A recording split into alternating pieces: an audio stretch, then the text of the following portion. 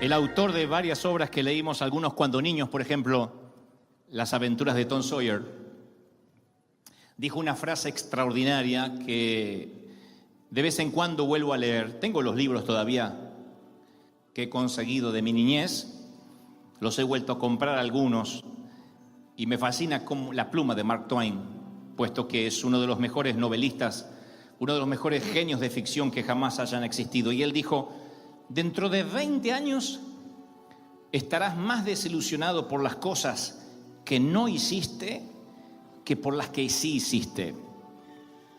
Así que tira las sogas de proa, navega hasta salir fuera de la seguridad del puerto, atrapa los vientos en tus velas, explora, sueña, descubre. Mark Twain. Y pensaba, y el Espíritu Santo me decía esta semana, que todos inevitablemente vamos a vivir momentos decisivos en la vida, o si acaso no los hemos vivido, que las circunstancias pueden cambiar para cada quien, pero hay una ley del riesgo que es universal. Mientras más estés dispuesto a arriesgar en la vida, en el ministerio, en la pareja, en las finanzas, más te puede usar Dios. Mientras más estés dispuesto a arriesgar. Hay como una sensación de decir, si Dios me quiere usar, me va a usar como sea y como quiera, porque Él es soberano. Pero los que hemos estado arriesgando durante muchos años, creyéndolo a Dios, sabemos esa verdad universal. Cuanto más arriesgas, cuanto más expones tu reputación o lo que crees que vale, Dios más te puede usar. Y si estás dispuesto a arriesgarlo todo, no hay manera en que Dios no te pueda usar. O sea, no hay forma en que Dios no pueda hacer en ti y a través de ti lo que quiera hacer. Pero uno tiene que estar dispuesto a arriesgarse, a jugarse, a avanzar. Y si no damos un paso en fe, en lo financiero, en lo familiar, si no tomamos esa decisión, es imposible que Dios pueda cumplir el propósito en nosotros. Y esas decisiones siempre conllevan un riesgo. Son decisiones que a veces, corriendo ese riesgo, es renunciar a algo que es bueno para acceder o experimentar algo que es más grandioso todavía. A veces uno tiene que dar la espalda. Estoy convencido que cuando uno le da la espalda a lo conocido y se atreve a caminar en fe hacia lo que no conoce, es ahí cuando uno abandona la zona segura, vive en fe y no hay límite para que Dios te pueda usar. ¿Me siguen hasta ahí, sí o no? Pero es un paso de fe, es un paso que uno tiene que dar de riesgo. Y a veces ese riesgo conlleva que sea una decisión que no nos agrada del todo, que no estemos seguros si va a salir bien o va a salir mal, pero estoy convencido que tu destino, lo único que te separa de tu destino es una decisión que tienes que tomar, una pequeña decisión que a veces no te atreves a tomar y es lo único que se interpone entre lo que Dios quiere hacer contigo y el deseo que tienes que eso se cumpla. Es una decisión. Esa pequeña decisión puede ser mandar un correo electrónico, renunciar a algo, acceder a algo, cortar una relación tóxica, iniciar una nueva relación, hacer ese viaje, no hacer ese viaje. No tengo la menor idea, sea que termines una relación o comiences una nueva, pero significa que hay una decisión que debes tomar. Y una cosa es segura, no puedes eliminar el riesgo de la ecuación, porque si eliminas el riesgo, estás quitando a Dios de tu vida. Siempre que Dios te envía algo, hay un riesgo de, ¿me va a salir bien? ¿Será que Dios me mandó? Eso lo vivimos todos. No crean eso de aquellos predicadores que alguna vez nos dijeron, cuando Dios te manda, hay una seguridad total. No es una seguridad total. Siempre uno tiene el temor de saber si está haciendo bien o mal, porque si no tuviésemos ese temor y tuviésemos la seguridad total de que lo que estamos haciendo está perfectamente bien, dejaríamos de orar, dejaríamos de depender de Dios.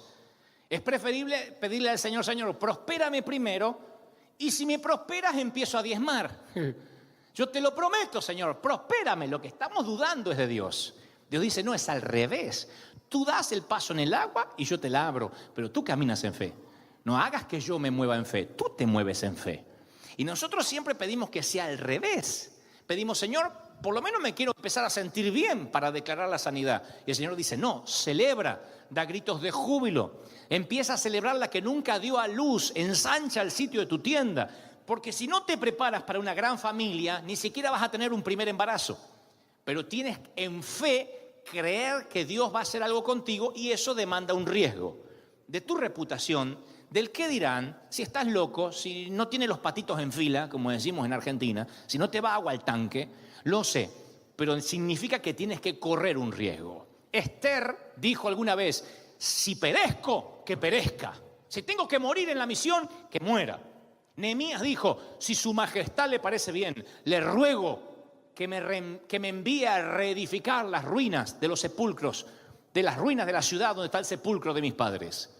3 amigos judíos se niegan a inclinarse ante un Dios pagano y dice, si nos arrojas al horno en llamas, Dios al cual servimos nos librará del horno. 2 discípulos dijeron, nosotros no podemos dejar de hablar lo que hemos visto y oído.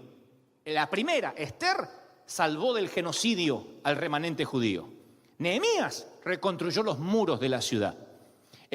A los 3 amigos que se negaron a inclinarse ante dioses paganos fueron ascendidos políticamente en Babilonia. Y todo el mundo antiguo escuchó de Cristo porque no podían silenciar a Pedro y a Juan. ¿Qué significa? De que hay un momento que uno tiene que tomar una decisión en fe. Mi único temor es la inercia de la inactividad. Ese es mi único temor.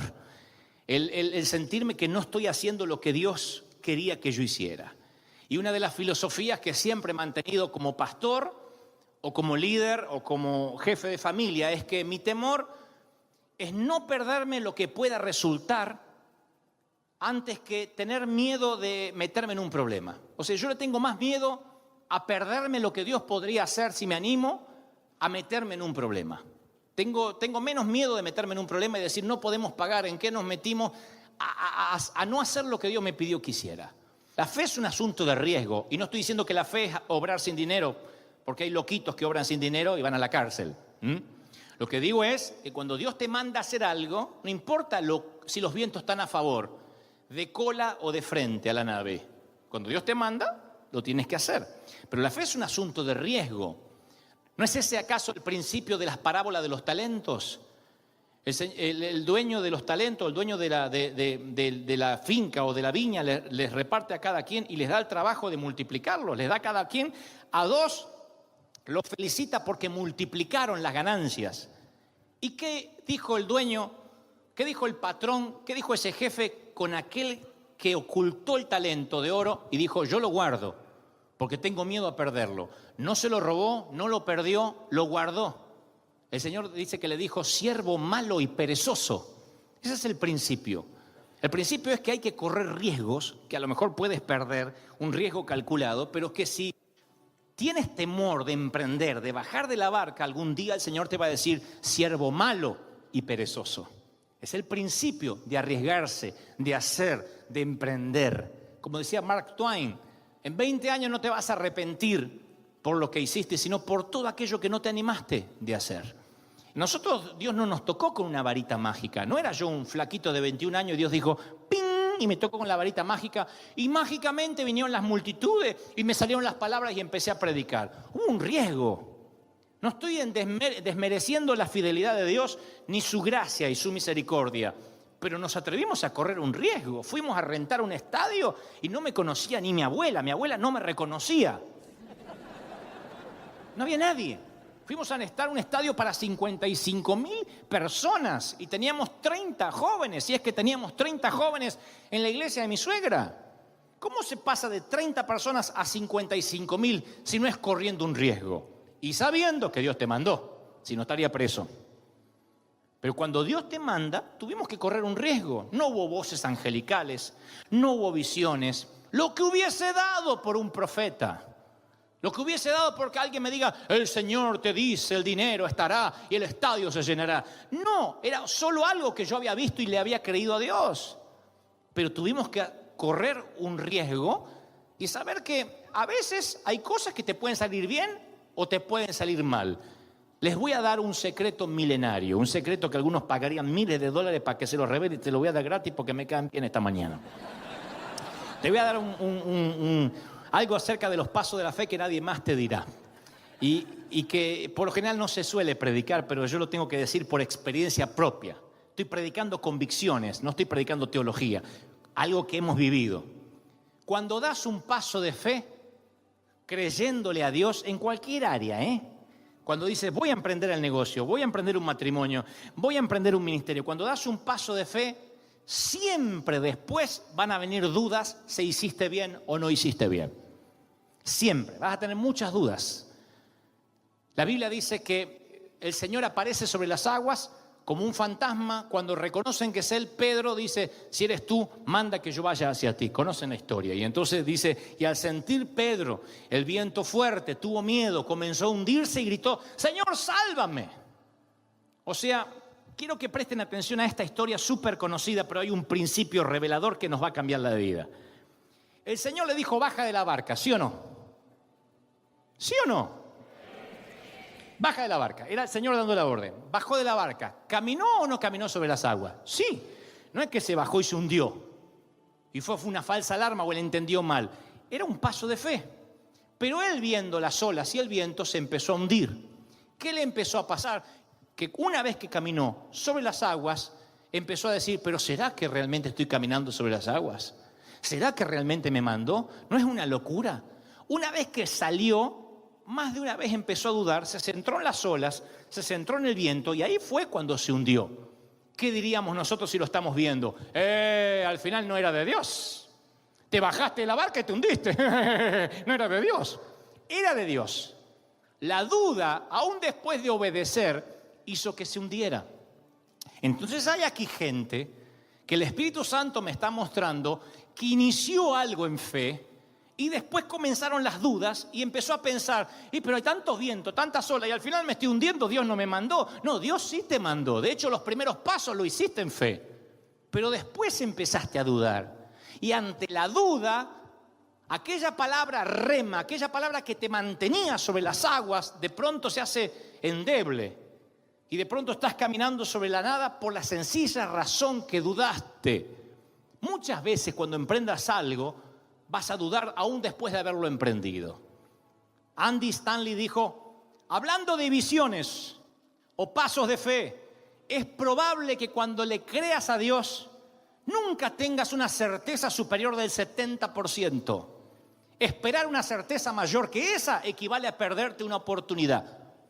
Y la mayoría queremos una seguridad antes de dar un paso de fe. Por eso hay tantos que no se casan.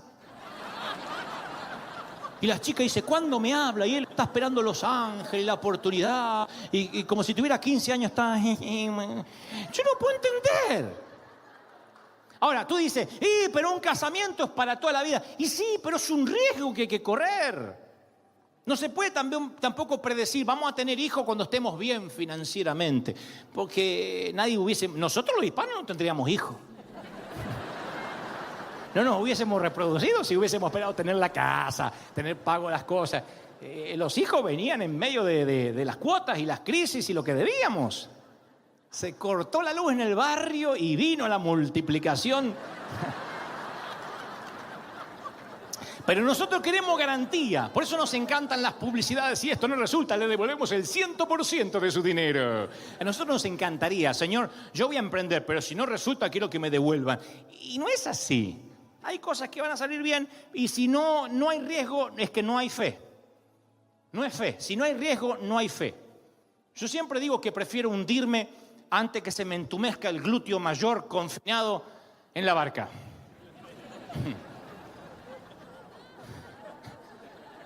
Hay un glúteo mayor y un glúteo menor, después explico. Pero yo prefiero toda la vida hundirme. Nunca nos vamos a lamentar habernos hundido. 11 discípulos lamentaron hasta el día de su muerte la oportunidad perdida de tener a Jesús ahí y haber podido caminar en las aguas, aunque sea un pequeño trecho. Lo que hizo Pedro. Lamentaron, estoy seguro, toda la vida no haber accedido a esa oportunidad. Un autor alemán dijo una vez, el infierno comienza el día que Dios te conceda la visión de contemplar todo lo que hubieses podido hacer pero no hiciste. Ahí comienza el infierno. La mayoría de nosotros lamentamos a corto plazo los pecados de comisión. ¿Saben lo que son los pecados de comisión? Los que se cometen. Entonces a corto plazo decimos, uy, lo que hice el lunes, ay, lo que hice ayer, ay, hoy levanté la voz. Pero a largo plazo, los pecados que se lamentan son los de omisión, los que no hicimos, los que no nos atrevimos, los que no emprendimos, los que no soñamos, las veces que no hablamos, las veces que callamos. Los pecados de omisión son las oportunidades perdidas que te persiguen por el resto de tu vida.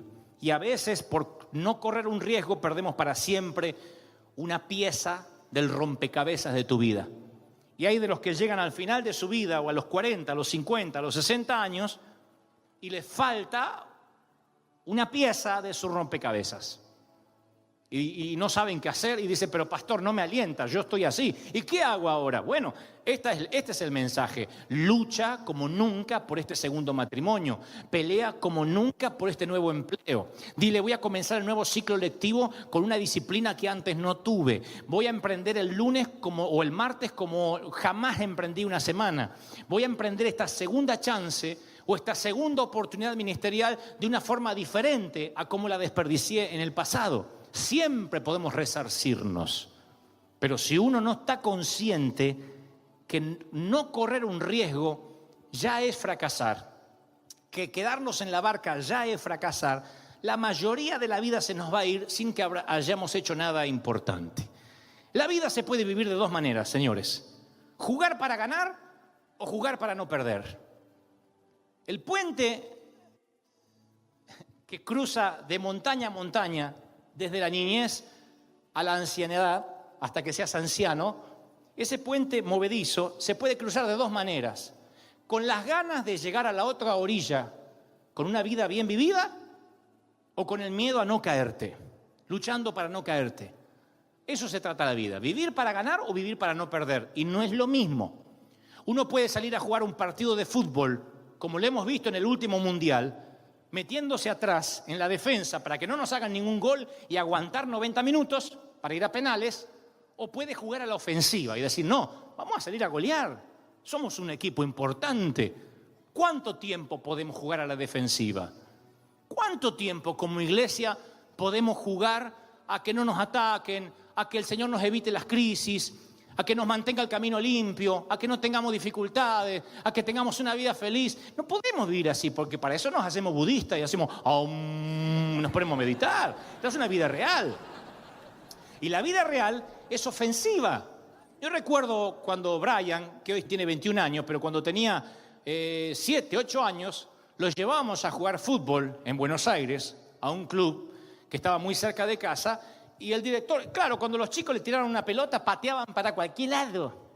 No sabía quién era el contrario, los equipos agarraban la pelota y pateaban. Y recuerdo que el director técnico decía, al arco, a la ofensiva, a la ofensiva, a la ofensiva, hasta que entendieron que tenían que patear para allá.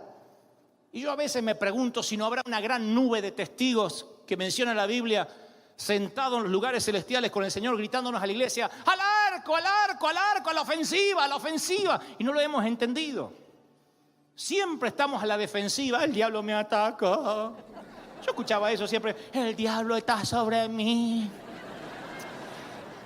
Dios le dijo a la serpiente en el huerto del Edén, la serpiente simbolizaba a Satanás, sobre el polvo te arrastrarás. Esa es la posición que Dios dejó a Satanás, en el polvo, arrastrado. El diablo se puso sobre mí. ¿Para qué lo subió? Déjelo donde lo dejó Dios, arrastrado allá abajo. No lo suban. Entonces, cuando uno inicia la vida cristiana a la defensiva, la iglesia se termina muriendo, porque se ponen a defender en lugar de ir a la ofensiva. Se ponen tras el arco y que no nos hagan goles. Dios no nos permita que lo que hoy consideramos sagrado se nos vuelva común. Dios no nos permita nunca que los glúteos mayores y menores se nos pongan calenticos ahí, digamos, ahora sí, y no hagamos más nada, esperar la venida de Cristo, porque Dios no va a tener dando vuelta.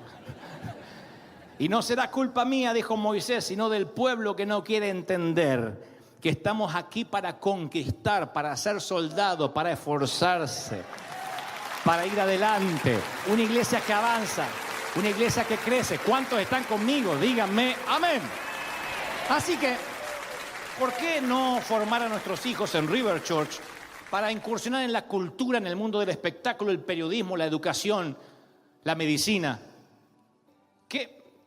Dice un autor a quien respeto mucho, ¿por qué no creer que el director más aclamado por los críticos de Hollywood pueda ser un miembro activo de nuestra iglesia? Alguien tiene que decir amén. ¿Por qué no tener la esperanza que el premio Pulitzer por reportaje de investigación recaiga en un periodista cristiano que sea parte de nuestra iglesia? ¿Por qué? ¿O será demasiado pedir, dice este autor, que en una exhibición de arte moderno presenten las obras de un miembro artista de nuestra congregación? ¿Estaré loco si sugiero que tu hijo podría ser el primer bailarín o el primer actor de una importante compañía de prestigio mundial? Necesitamos dejar de criticar a la cultura y crearla.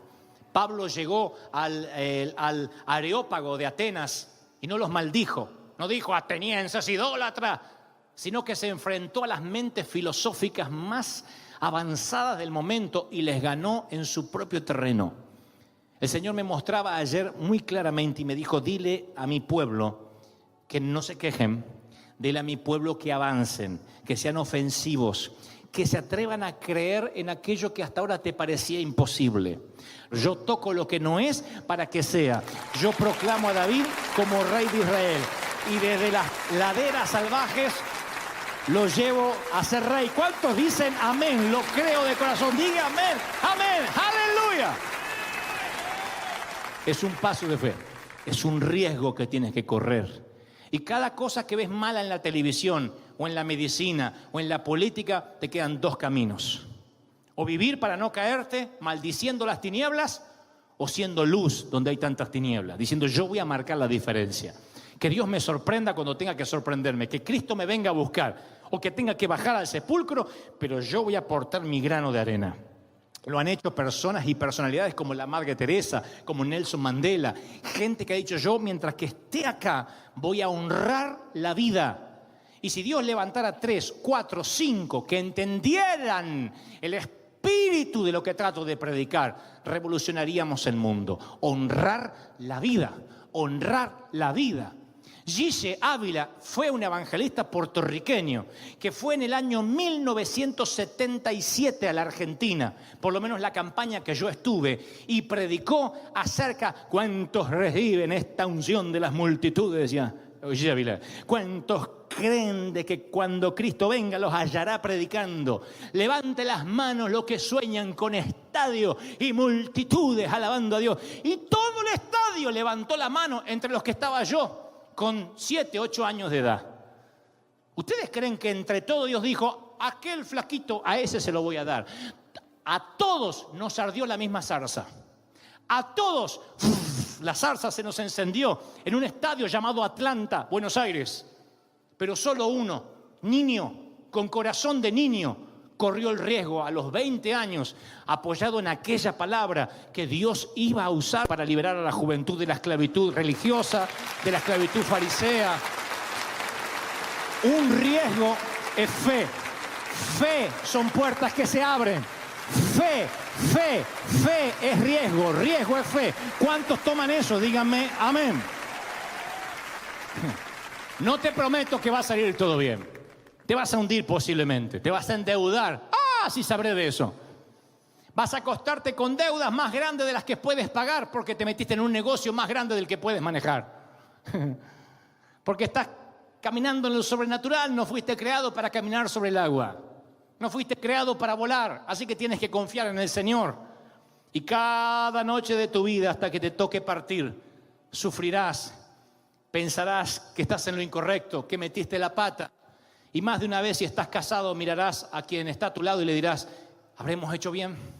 Si estás soltero, le dirás a tus padres, papá, ¿será que no me equivoqué al tomar esta carrera? Vamos a la ofensiva, vamos a hacer goles, vamos a atacar. Quizá, dijo Jonatán, quizá Dios esté con nosotros. Es lo único que puedo prometerles, quizá. Estoy seguro que va a estar Dios contigo, pero aún quiero que vayas con un quizá, para que cuando Dios te dé la victoria te sorprendas y estés agradecido y no la des por sentado. Te costará todo tu ser. Tengas 40, 50, 60, 70, reinvéntate. Inicia. Explora, estira las velas en la proa, dijo Mark Twain. Avanza, sueña, no termines tus días Tus días no han terminado. Dios quiere que hagas algo. Hay una decisión que te está separando entre lo que Dios quiere que seas y lo que eres. Hay solo una decisión que te separa de lo que Dios quiere y te gestó para que seas y de lo que no estás logrando. Y Dios quiere que tomes esa decisión hoy, para que mañana seas una nueva persona, tengas 30, 40, 50, 70 o 100, pero hay que cambiar, dice el Señor. Hay que reinventarse, hay que creerle al Señor, correr riesgo, y el riesgo es fe. ¿Cuántos están conmigo? Díganme, amén. ¿Están conmigo? Díganme, amén.